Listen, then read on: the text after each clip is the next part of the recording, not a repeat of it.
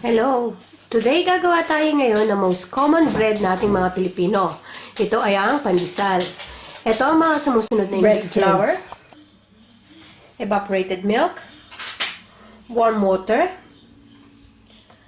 active yeast, sugar, oil, salt, butter, and egg. Gagamit din tayo ng breadcrumbs. So, itong ating warm water, dapat 100 to 110 degree Fahrenheit ang temperature. So, ilagay lang natin, kuha tayo ng 1 tablespoon of salt dito sa ating sugar, lagay natin yung sugar dito sa water. And dissolve natin maigi.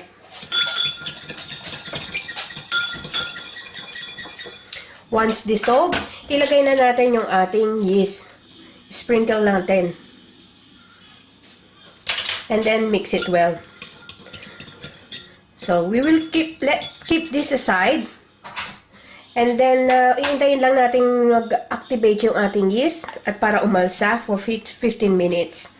Then balikan natin. So habang hinihintay natin umalsa yung ating yeast, ipagsama-samahin na natin yung ating bread flour, yung sugar, at yung salt. I-mix lang natin maigi. So, ready na yung ating yeast. Medyo bumula na siya. So, pwede na tayo mag-proceed sa next step. So, well mix na itong ating dry ingredients. Maglagay lang tayo ng well sa middle. Then, ilagay na natin yung ating liquid ingredients. Yung ating yeast mixture. Yung ating milk. Oil.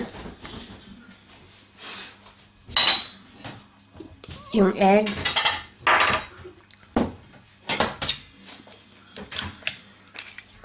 At yung ating butter.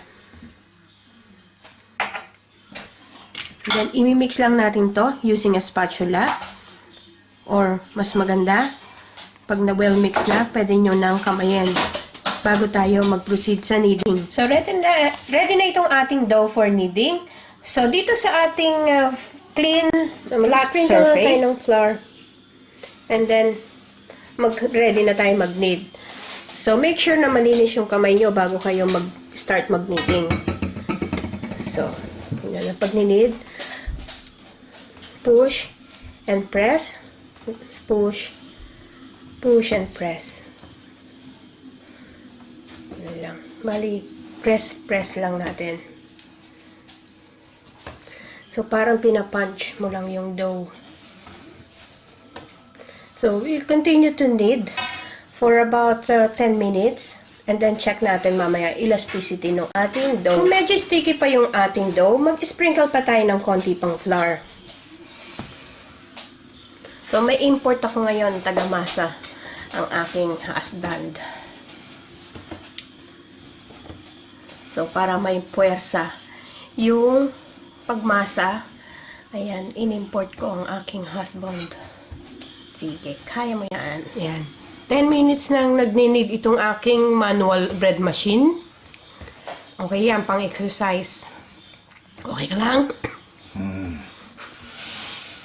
So, pwede na natin itong ngayon ready na kasi maganda na, dry and elastic na siya. So, smooth na yung ating dough. So, i-form lang natin to into a bowl. Yung pinag-mix natin kanina na bowl, brinasyan ko lang ng oil. Then, lagay na natin yung ating dough. So, ikot mo. Ikot mo. And then, facing up yung with oil. Ayan, na kayo sa import ko, ha? Okay. Ayan. So, i-cover lang natin ito with a warm, damp cloth and leave it for an hour to rise. Minimum of 1 hour to rise. Mas maganda kung i-leave nyo overnight kung pang-almusal naman ito. So, ito i-leave ko overnight. Then, we'll come back. So, eto na yung ating dough ni-leave overnight. I left it overnight. So, ang ganda ng pagkakaalsa. So, ready na itong i-prepare. So, mag-dust lang tayo ng flour dito sa ating surface, flat surface. At itaob lang natin yung ating dough. Then, butasin lang natin sa gitna. Ihalin natin sa gitna. So, make a log. Pahabain lang natin.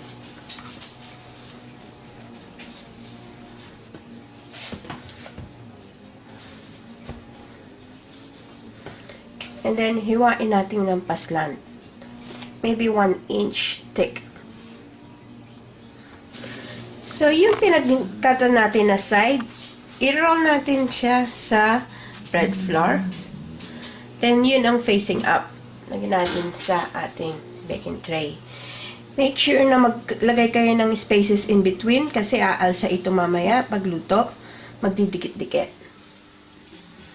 Ito yung tray na nagawa na natin.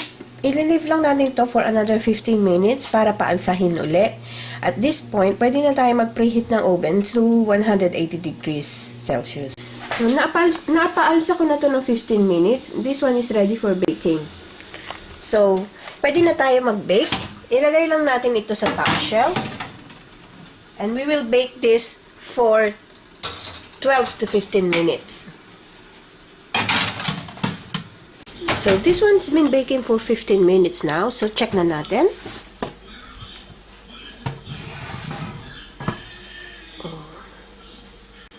So, ready na ito. So, ito na ang ating freshly baked pandesal. Nothing beats the smell of a freshly baked pandesal in the morning. So, this one is really good. Sana magustuhan niyo itong recipe nito and share it with your friends. Hanggang sa susunod kong video, magkita-kita ulit tayo. Salamat! Bye!